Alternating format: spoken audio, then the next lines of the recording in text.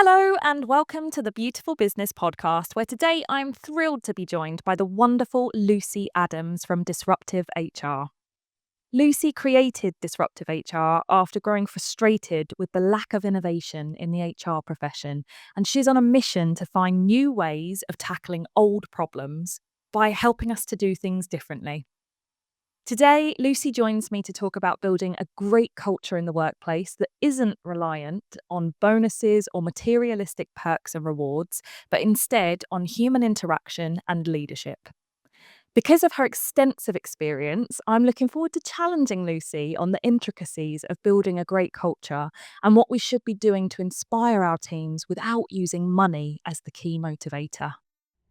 Beautiful business means to me doing work that you enjoy, why wouldn't you, but that stretches you, that you're continually learning, working with people that I like and respect. So those, I think, are probably just things that probably everybody says. But the real biggie for me is not having to ask for permission. I love it. I love it.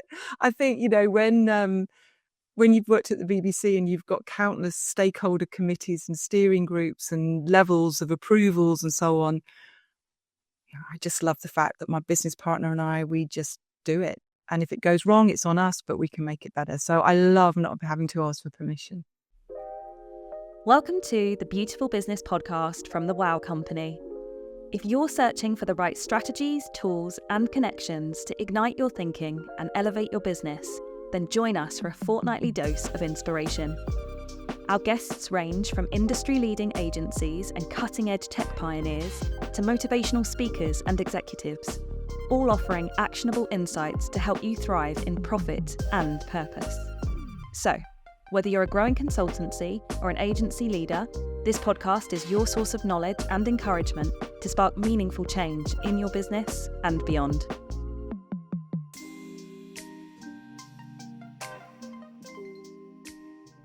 Lucy, welcome to the podcast. I am so excited to have you here today. Thank you for joining. Oh, thank you, Chloe. It's lovely to be here.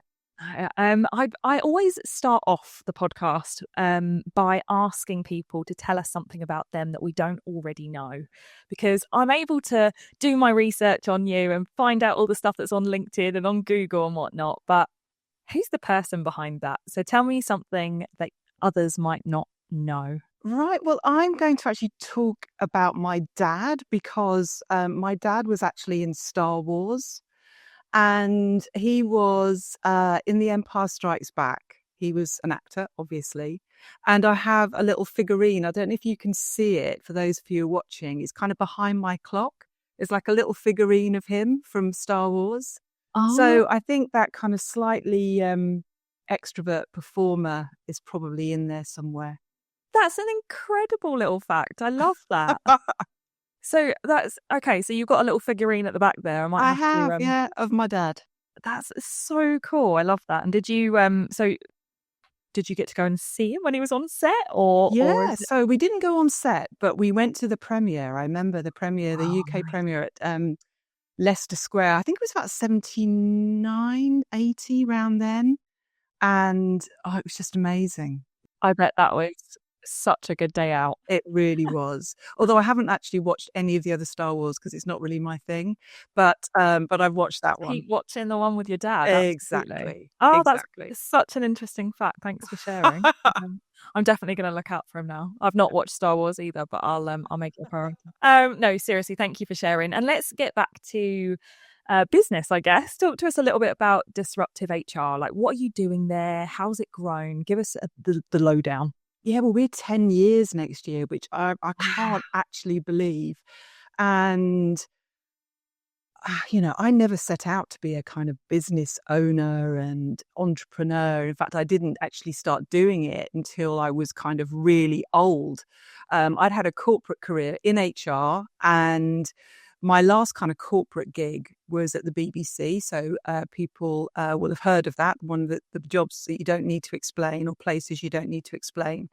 And it was really at my time at the BBC where my frustrations with HR, my own profession, kind of reached a bit of a peak. And I just thought, yeah, there's the BBC and leaders and managers and employees going through these unbelievable changes and challenges. And there am I still doing HR like I'd done in the 1990s. So my business partner, Karen, she and I had worked together for many years before that. And we had similar views. So we went for a very long lunch over in Covent Garden and talked about whether we could turn these frustrations that we had with a profession that was kind of lacking a bit in innovation and was seen as very compliance focused and a bit boring, and could we turn it into something that really was value adding, that was equipping people to survive and thrive in a disrupted world.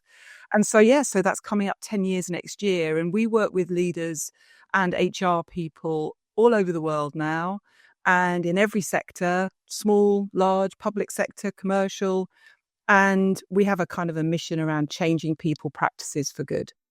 Amazing. And is it, I mean, coming up to 10 years, is it what you thought it would be 10 years down the line, or has it changed direction at all? Well, we were laughing, my business partner and I. I mean, there's sort of 9, 10 of us in the business now, but at the time it was just her and me.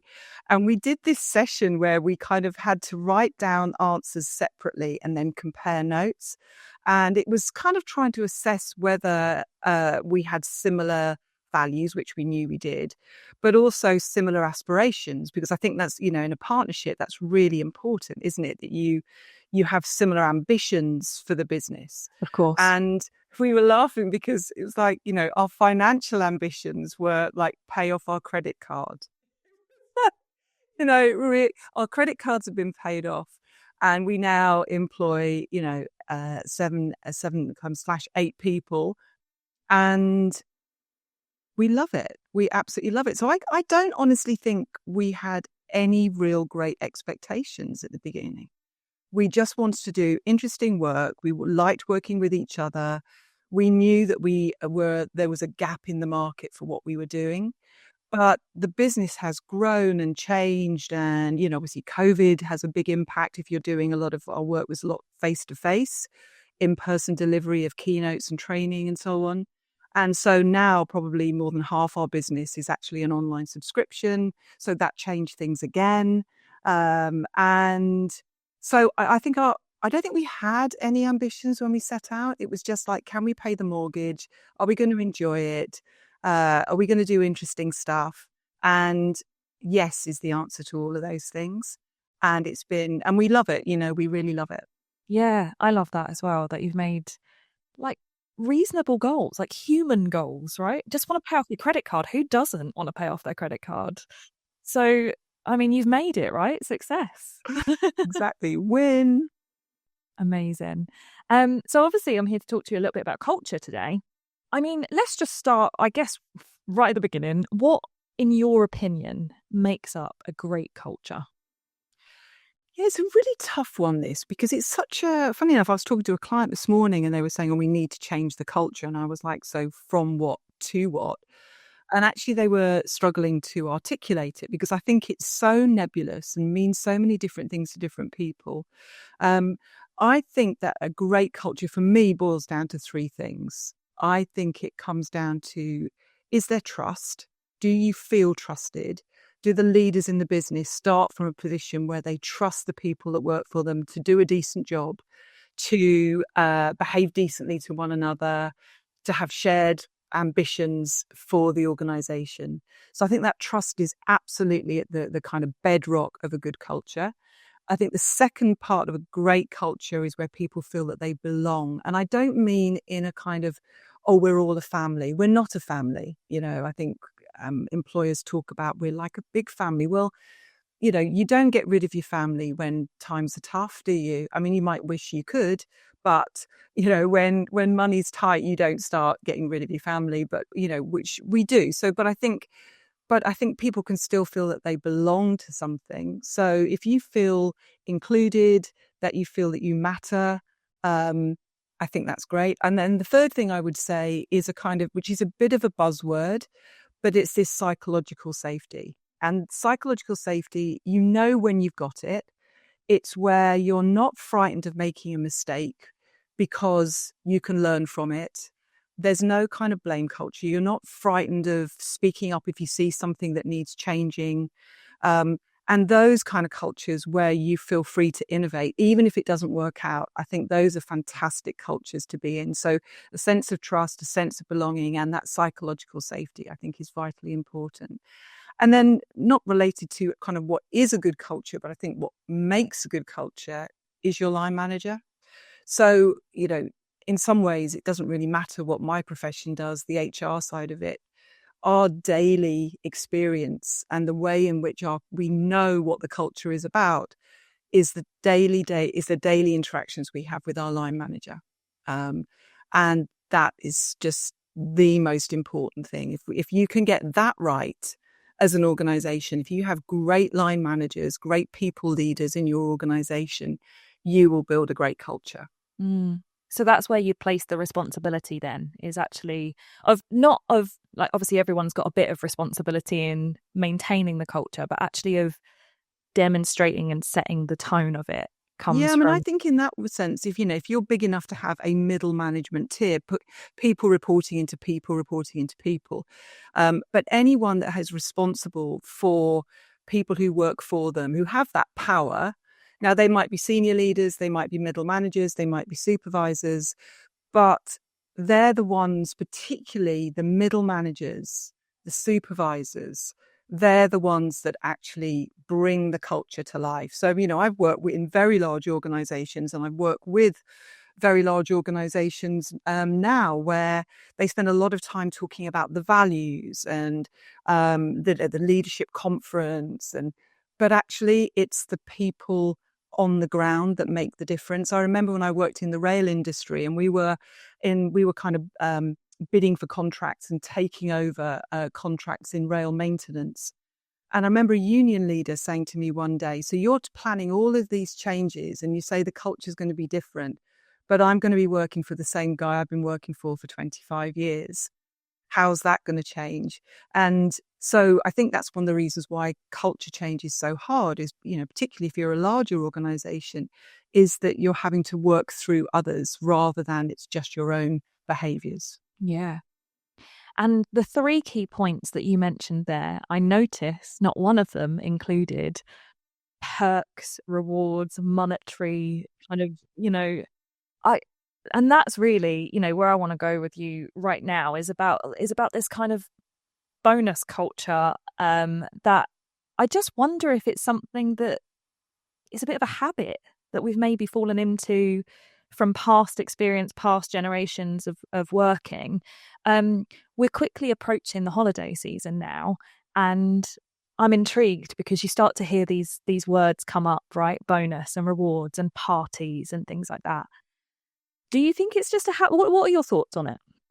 Well, I think there's a lot to unpack there. So let's kind of try and look at it in a number of ways. I think the first starting point is, does money matter to us? And of course it does. I mean, it's very easy to be talking about culture and development and all of those kind of things. But actually, if we can't pay our bills, if we're worried about the mortgage, then that isn't really going to matter to us. What's interesting, though, is that the research tells us that if we pay people fairly, if people believe that they are being paid fairly, then money as a motivator comes way down the list. And I do caveat that with, we've got to pay people decently and fairly. So, the market rate, the going rate for it. If people are feeling that they're not being paid fairly or they can't live on what they're being paid, then it becomes a problem and it becomes a big issue. It becomes a real negative aspect of the culture, and people will be moaning and talking about it a lot.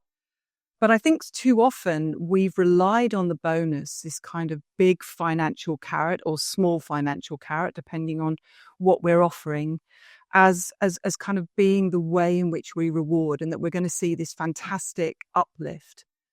I often do this exercise with groups of leaders and managers where I'll say, right, reflect on the best reward you've ever had. And in all the years I've been doing it, only one person has ever mentioned their bonus. And they said it was $1 million bonus. And it's like, okay, fair enough. That's life changing. But yeah, them aside, exactly. Them aside, everybody else talks about something else. They talk about, and this is just rewards, this isn't the broader piece about culture. They'll talk about the fact that they got this handwritten note from a senior leader. They'll talk about the fact that they got to their desk and there was, a basket of homemade biscuits that someone had bought for them or got made for them. Or they'll talk about the fact that they got the opportunity to go on a course or went to a conference, or they were just given the rest of the week off and it meant a lot to them because they've got young kids or elderly parents and other caring responsibilities. But no one ever talks about the end of year bonus, net of tax, 3 months after year end. They don't. And, you kind of talked about this expectation. And if we think about rewards, think about birthday presents. If you know that Auntie Hilda is going to be giving you an Amazon voucher because she gives you an Amazon voucher every year, it's like, okay, thanks. There's no joy in that. Whereas someone saying to you out of the blue, you've had a fantastic week this week. I am so delighted with everything that you've done. Here's a bottle of wine just to say thanks. It's the surprise and delight. It's the in the moment. It's not actually about the value per se. It's the fact that you've been recognized at the point where you've done something and you're being celebrated. So I think we can get very hung up on getting our bonus schemes right. And don't get me started on bonus and all the negative behaviors that they can drive. They'll be here for hours. But I think as an instrument of motivation, it's incredibly clumsy. And as you say, leads to feelings of entitlement. If let's say you get a bonus of £1,000 and then next year you get 800, you might have been excited by getting £800 3 years ago, but you've now got £200 less than you did the year before. And so you get into this cycle of, this is what I'm expecting, this is what I'm getting, or I've only got a slightly bit less than I got last year, so now I feel disgruntled. And actually, what are we trying to do here? We're trying to tell people that we value them, that we're delighted with what they've done. If we're using it as a top up to their pay, just top up their pay, just pay them fairly, and then use these, what we call spot rewards, the in the moment surprise and delight, ideally not cash, ideally experiences, because there's a lot of work around how if you give an experience, the feel good factor lasts for so much longer. You're likely to share what you got with your colleagues. You're not going to tell them necessarily how much you got in your pay packet as an extra bonus, but if it's cash. So there are so many other ways in which we can reward and recognize, not all of them costing very much money, some of them costing no money, like that handwritten note, the handwritten letter. That's so personal. And the person receiving it knows that it took that other person some time. It talks about them personally. It's not just a standard thing that everybody gets. So the more that we can surprise and delight, personalize, give it a bit of thought. Actually, bonuses, do they really drive better performance? The research says it doesn't. I'm intrigued as well, though, Lucy, because what if someone's already in the trap of giving out bonuses? Because like you said there, and I've seen it with my own eyes in previous roles, where you get that slightly less bonus or less than what you were expecting, and there's this feeling of disappointment, which blows my mind, because a bonus is a bonus, right? The word bonus, it's not an expectation, but with that level of expectancy, is there a way to start moving away from monetary rewards, do you think?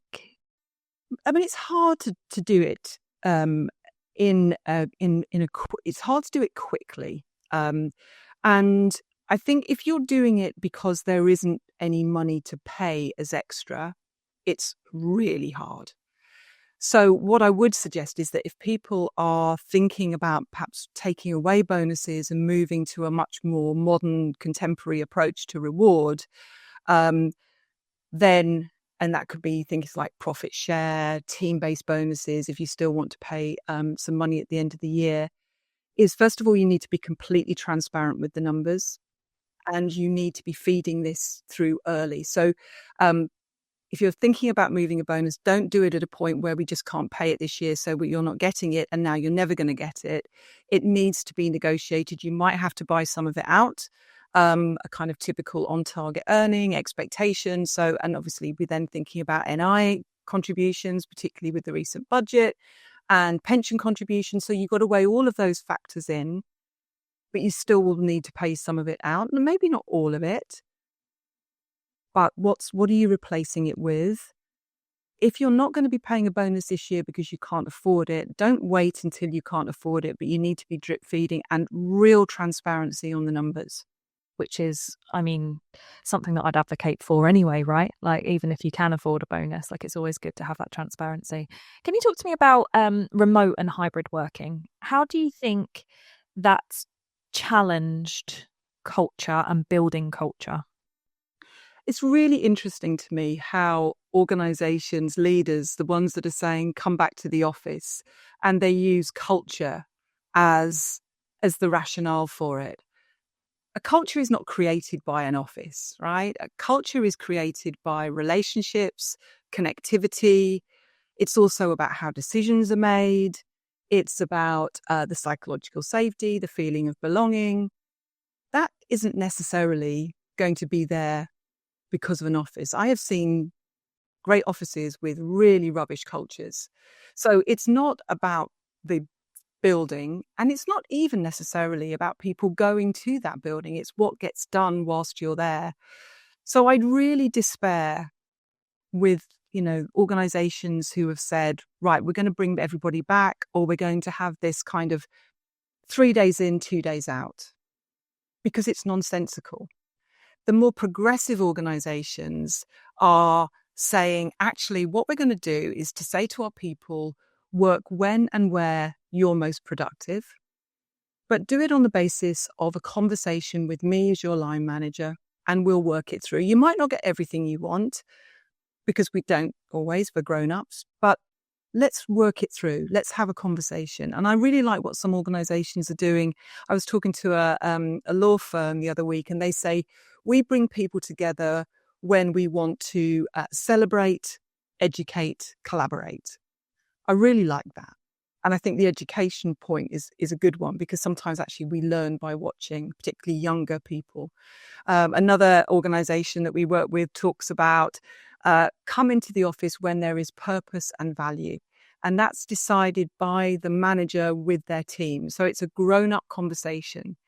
Unfortunately, I think what's happened is there have been some poor performers who people haven't trusted. And we've designed our approach to hybrid working around them. So let's get them back in the office because there's one or two people that we don't trust. And when I've kind of said to managers who said, oh yeah, we're bringing people back in because, they're doing the washing when they should be working, whatever. And it's, first of all, why not? As long as they're not missing meetings and they're still delivering, why shouldn't they do their washing? Perk, right? That's a perk of remote working. Absolutely. But when you say, so were they a brilliant performer before hybrid working came in or remote working came in? They always go, oh no, they were a poor performer before. And it's like, well, why didn't you deal with that? Instead of designing a more punitive approach to your remote working or hybrid working, why not just deal with the individual rather than punish everybody else? And, we know that this really matters to people, that flexibility, that autonomy. If you look at LinkedIn, the jobs with where hybrid working and flexible and remote working is part and parcel of the job ad, get 50% of all applicants, even though they only make up 20% of all the job ads. So a disproportionate number of people are attracted to that. It works in so many ways. We talk about well-being meaning being important, support for parents or people with elderly relatives. All of these things, so important that if we can, to build in that flexibility wherever possible, but not to do it in a kind of centralized way, 2 days out, 3 days in, because that doesn't make any sense. You might be going in and sitting there just doing your emails. You raise the ultra of culture, and I do think that we have to work a little bit harder if we're all remote. Um, Again, the research tells us that the amount of connections we have with our immediate team has actually goes up when you're doing it via Zoom and Teams, because you don't have to wait until everybody's in. But it's those informal connections with the wider team. It's those, I just need a word about X, Y, and Z, those kind of interactions that suffer. And so we see organizations responding to that. So they'll have like drop-ins, lunchtime drop-ins, where you literally just have your lunch and you have a chat. There's no work. It's just a Zoom call that you can join if you're tired of being on your own. Or VaynerMedia do 12 at 12, which is 12 random people from across the organization joining a call at 12 o'clock just to talk about who they are, what they're, who would play them in a film, pictures of their dog, all the stuff that you would get normally in an office environment. Sometimes we just need to we need to work a little bit harder to create it. Yeah, definitely. And then on top of the remote hybrid stuff, I guess the other question that always comes up for me is about the different generations. So I'm always so intrigued by the different motivators to the different age groups, right? I saw an article the other day about a younger generation worker who messaged her line manager to say, I've done everything on my list today. Can I have the afternoon off? And the reason I think it made the article was because the line manager said, well, yeah, if you've done everything, why shouldn't you have the afternoon off? And it just got me to thinking, because I love the idea of that, but and this could be a me thing, it could be a generational thing, I don't know, but I have an endless list. And I know many people that I speak to have an endless list, and there's always work you can find if you've done what you set out to do for the day. And that's why I always come back to the generational thing, because I think the younger generation are super aware of what their motivators are.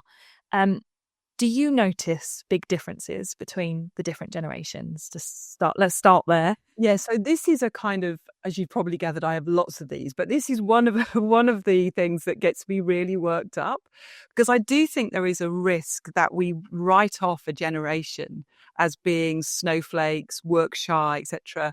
The young people in my life, kids and partners and boyfriends and girlfriends of my kids and so on, they've got unbelievable work ethic.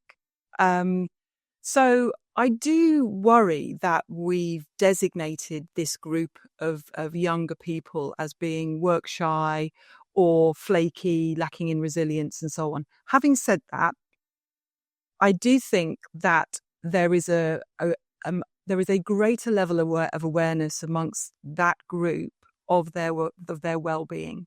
I remember with my daughter, she'd started her kind of first job in her professional career, and she said we were going out. It was a Saturday, and we were going out shopping or something. And I said, "Oh, you've left your phone on the sofa." And she went, "Oh no, that's my work phone." And I didn't know whether to be appalled or really admire her, because there's no way I would have not taken my work phone everywhere with me, even at the weekend. And her view was, well, I'm not at work, so I'm not going to take it because I don't need it to. I don't think it's necessarily a bad thing that they are more aware of their mental, physical, emotional well-being. For all of my kind of, tut and moan about it on occasion, I do think they've probably got more sense than I had. I mean, I would, do this. I would do anything to kind of prove that I was robust. I was a, single mum for many years, and I was in a high sort of senior role. And, I look back to the pressure I put myself under and probably was expected of me as well. But maybe they got it right. Maybe they've got it right. Do you know, Lucy, I think that they might. And that's not to say that the older generation necessarily got it wrong, but I think they've just got it sussed, in the sense that they're not going to wait until they are old or, I mean, by the time they get to pension age, they're going Oh, to be. they'll be ancient. They'll be really ancient if they get one at all. I do think as well, though, that, we can't all of us keep going after this shrinking population of 30 to 40-year-olds. So a multi-generational workforce of much older people and younger people, and embracing that, I think is the way forward. I think instead of seeing it as a problem, where could you, in terms of that kind of cross-mentoring, listening to each other, listening and understanding, and what could you learn from this younger generation in the same way that what could they learn from an older generation? Weirdly, I was doing a speech yesterday and I met this guy who specializes in the so-called Gen Z, he's an ex-head teacher and he now works in this field. And he said that, he agreed with me that we shouldn't write this generation off as being flaky and work shy and so on. He says that, if he meets employers who say, oh, I've got I've done my list, I'm going, is that, well, obviously you've not worked hard enough to get the best of this age group, because they're not all like that. And I bet you there are some 50-year-olds who have done their list, but who don't ask to go home, but just sit there and surf the net and, read a book or whatever it is. So it is not the preserve of this generation. We shouldn't write them off. We should definitely try and understand it a bit better. Maybe we can learn something ourselves from it. But I don't think we should see the multi-generational workforce as a major problem. We should see it as something that's an opportunity. Yeah, I love that idea of learning from each other and not putting ourselves into different teams, as it were. I guess on that note, with it being multi-generational, how difficult is it then to standardize a culture? I mean, is it even possible to standardize a culture when you've got, like you said, a multi-generational workforce who all have very different motivating factors or different work ethics altogether? I think we have an obsession with standardization in the workplace, that it's got to be the same for everybody, otherwise it's unfair, or we have our values on the wall and, we're kind of, we talk about rolling out values. In my experience, cultures vary depending on the type of people who are in that part of the business, the nature of the line manager, the type of work that they're doing and the clients that they interact with, the operating model that they're having to be part of. So I think it's very possible for different cultures to coexist in the same organization. I mean, I talked about being at the BBC, you look at the culture in, I don't know, the news bureau in Kabul is going to be very different to the studio in Blue Peter. I mean, just, of course it's going to be different. And actually that's okay. What I think we can do as employers is to focus on people having a similar experience of working with us. But that might look very different in terms of how we interact with that experience. Let me explain what I mean. So let's say that we want our people to feel included, valued, heard. And we've got some introverts and we've got some extroverts. Now, with the extroverts, we can just bring them into a room and say, what do you think? And they will be going for it and they'll feel fantastic. Even if they're talking over each other, it won't matter. They'll feel heard, they'll feel listened to. Whereas a group of introverts will find that much more troublesome. So there are techniques that we can use to make sure that we are doing different things for different needs and preferences. So, for example, with the introverts, let's give them time on their own with a Google Doc or another kind of, online document that they can contribute their ideas to. They call it silent meetings. Amazon do this. A number of other organizations do it. It's about recognizing that we've got loads of different needs, loads of different wants. And within reason, can we adapt, provide choice, flex to accommodate these different needs? And I think we can. But ultimately, they then have the same experience. Yeah. And I can understand why. But I feel like when I talk to managers or leaders or whatever, however we want to label them, that what you just said can almost feel like opening a can of worms for them, right? Because that's not an easy job, is it, for a line manager to have to, to have to be able to determine who would fit into what group and how you would do that in a way that didn't isolate people or make them feel, any kind of way. That kind of blows my mind. Do you think that does open a can of worms? Like how does the focus on well-being in a way, right? Because by making people feel comfortable, we are focusing on them, having a better experience and their well-being in the workplace. How does that affect the intricacies of being a manager, in your opinion? And it's a minefield, and it's really scary, isn't it? If you're a manager today with all of the focus on well-being, diversity and inclusion, what can I say, what can't I say, employment legislation, you've got people like me in HR frightening the life out of the manager, don't get us into a tribunal. I think it is absolutely terrifying. What I would say to managers is that no one expects you to be perfect, but wherever possible, ask good questions. So instead of getting into your default style and maybe giving out tasks or instructions or telling, and I'm guilty of this, that's my default style, is to, right, let's get on, very action oriented, telling people, speaking more than I listen, pausing and just asking a question, and asking an open question that can tie into maybe how do they want to be communicated with. What's the best, when are you at your best? Is it, mornings, afternoons? Do you prefer me to write an email? You're not always going to get it right, but it will be appreciated that you have asked the question. What we're seeing is the rise of these little personal user manuals, as they're called. So and I think this is a real missed opportunity, onboarding is where people join you, you've got a real opportunity to find out what is unique, special and different about them. So asking the question, tell us about the best reward you ever had at work, or if you were managing you, what would that look like? Those kind of little questions that you can ask.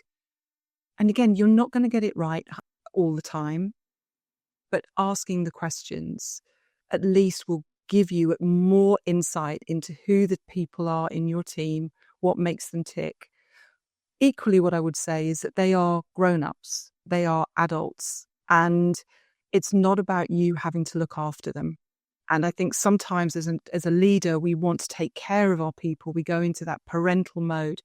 One of the best bit of leadership I experienced around the well-being agenda was when I was working for a company called Serco, and I was going through some rough personal stuff at the time.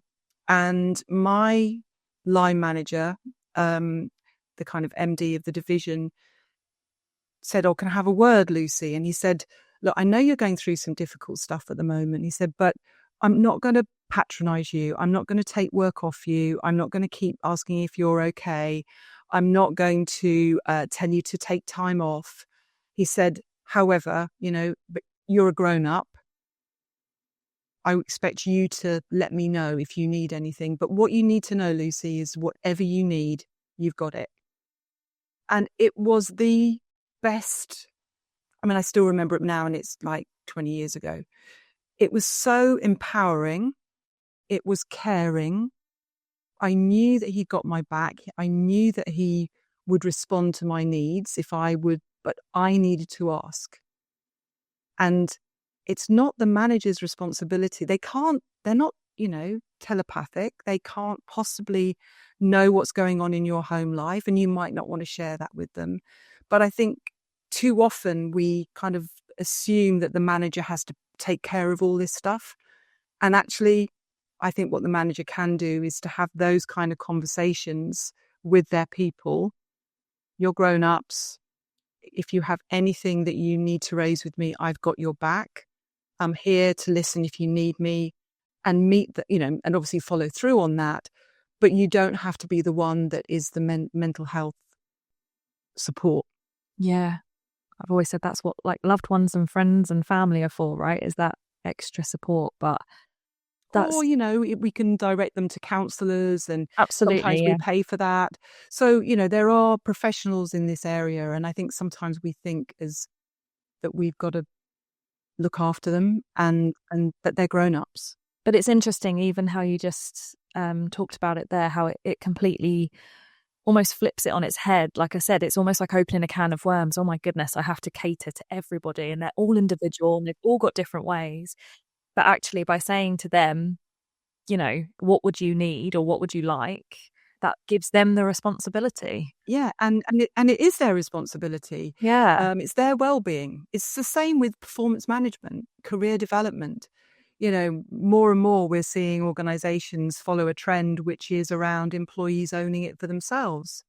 Instead of a manager, I've got 6 people who work for me and I've got to think about all their careers and their performance, and I've got to book check-ins, and no one's got time for that. Mm-hmm. But instead saying to your team, I'm here whenever you need a check-in, but it's your responsibility to come and find me and book it in. Or I'm available Tuesday morning and Thursday afternoon this week if anyone wants to check in. But the employee owning and driving it for themselves. It used to drive me mad when grown-up people would say to me, oh, no one's had a career conversation with me. No one's asked me about my career development. It's like, how old are you, 12?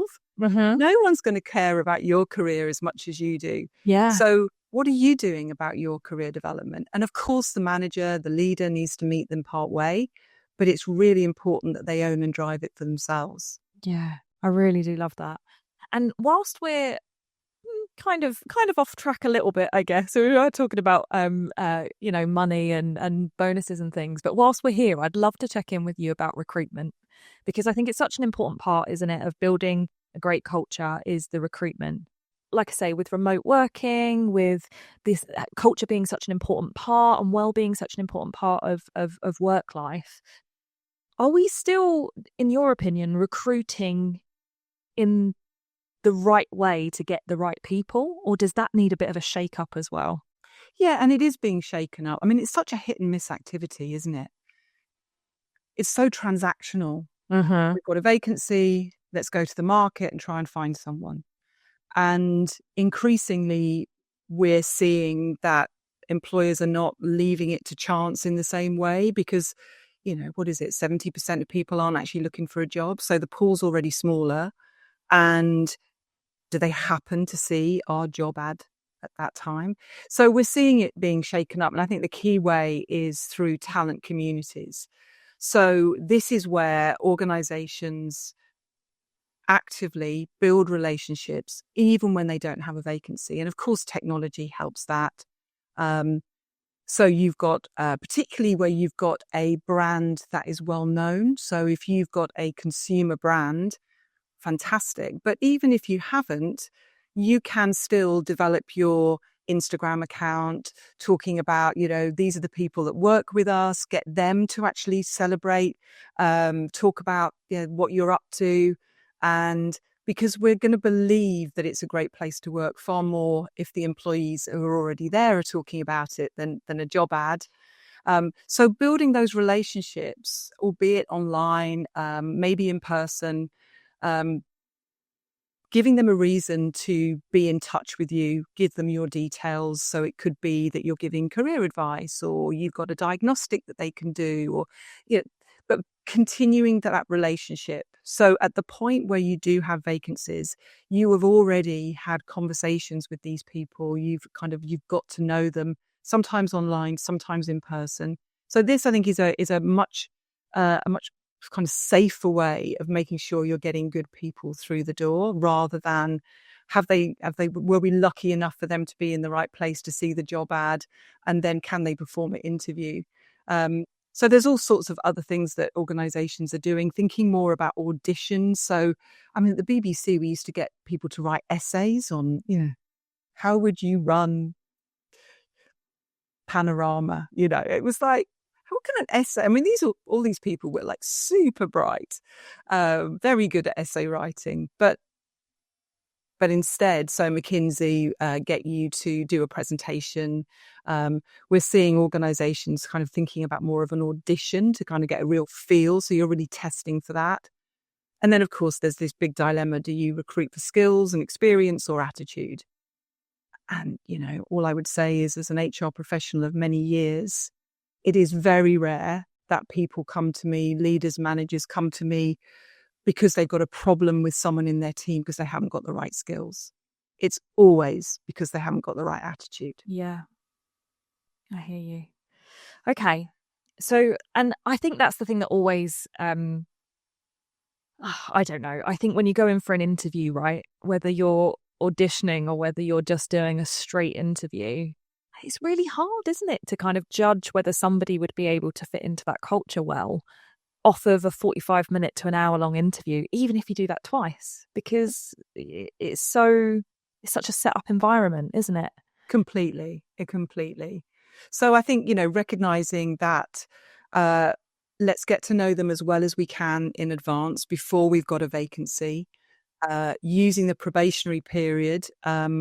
I hate those words, but the kind of settling in, getting to know each other period to be much more about that, instead of seeing onboarding or induction as this is all the stuff we've got to tell you, use it to find out about them. So you're really sure. You're not going to know for sure, for definite, whether they're a keeper until you've worked with them for some considerable time. However, what you can do is make sure you're building that into your onboarding to be asking questions. What are their particular strengths? What do they love doing? How do they like to be managed?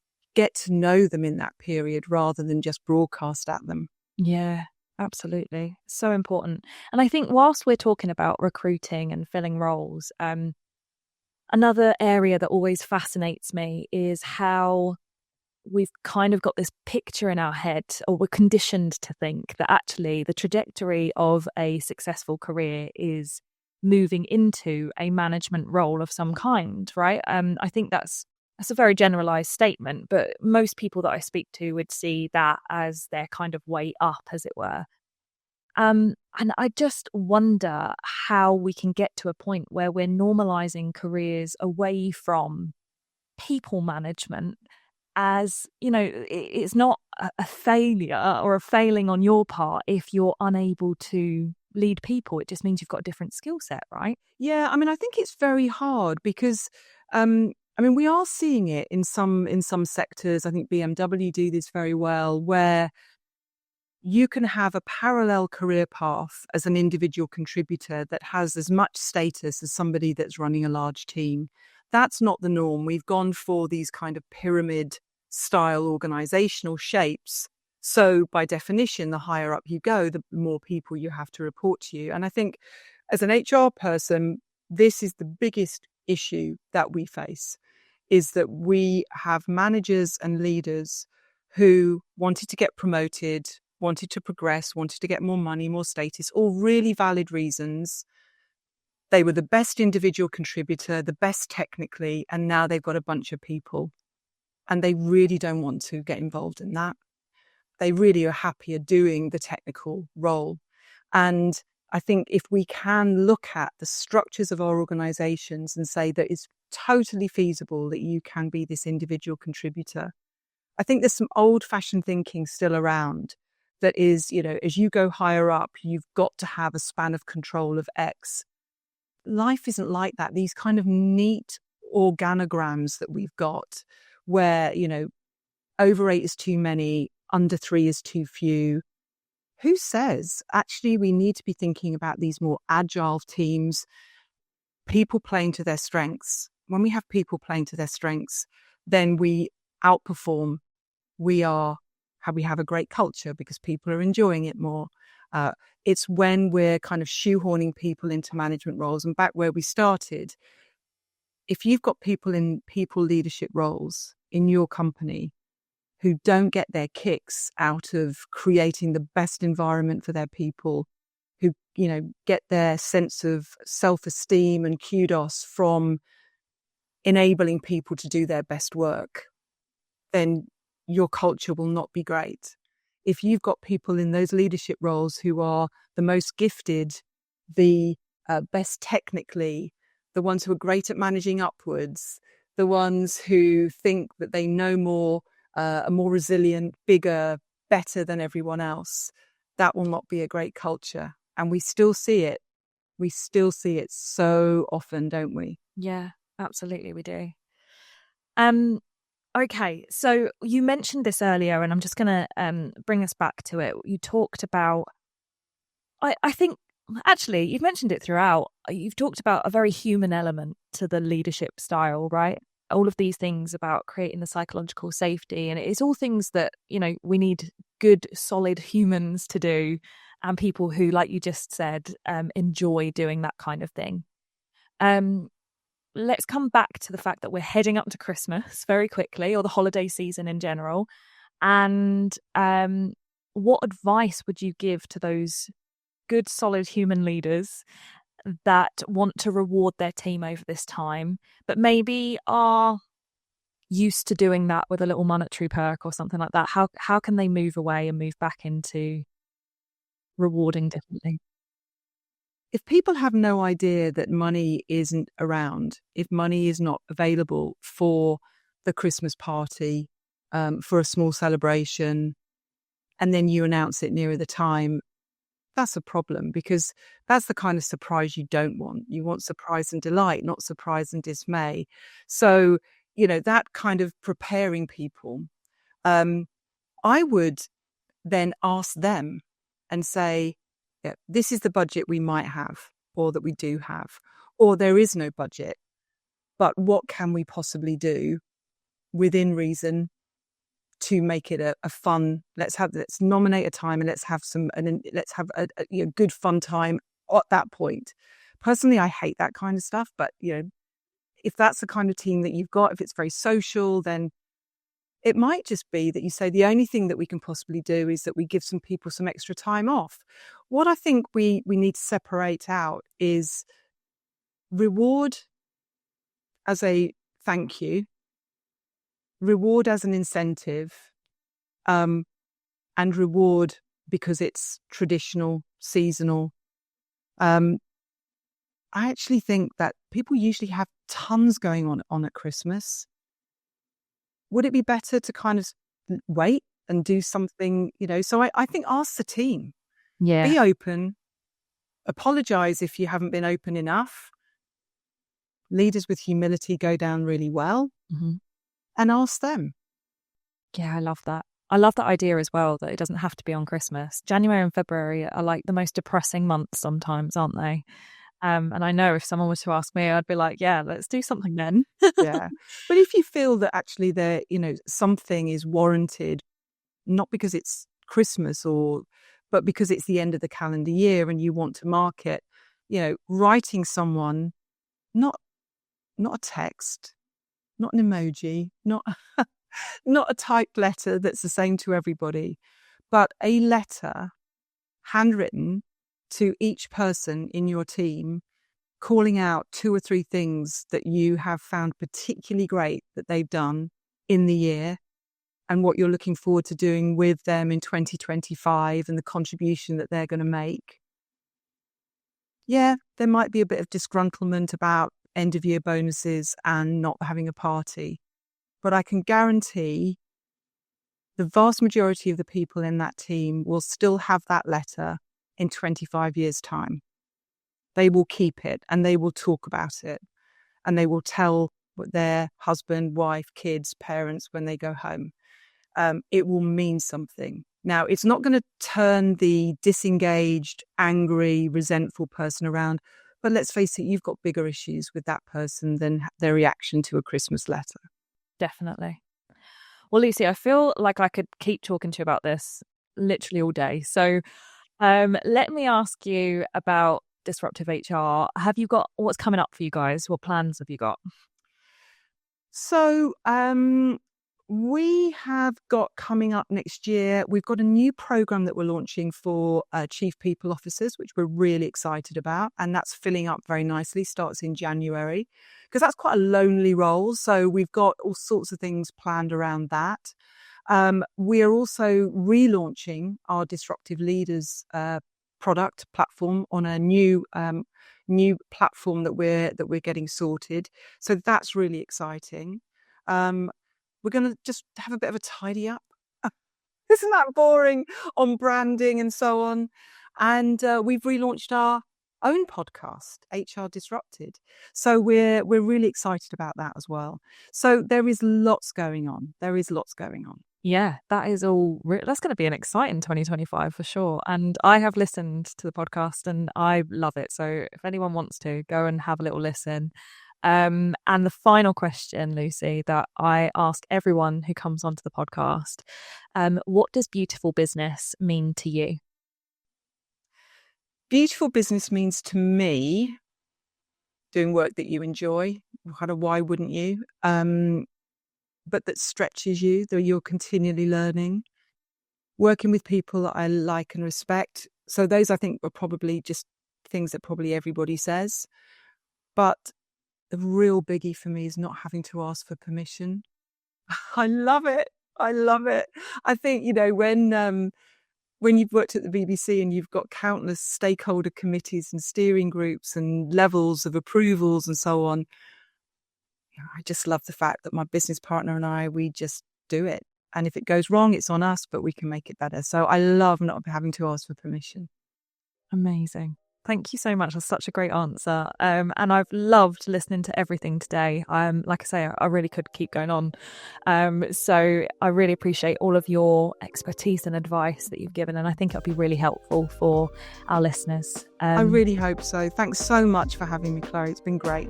No worries. Thanks, Lucy. Thank you for listening to the Beautiful Business Podcast.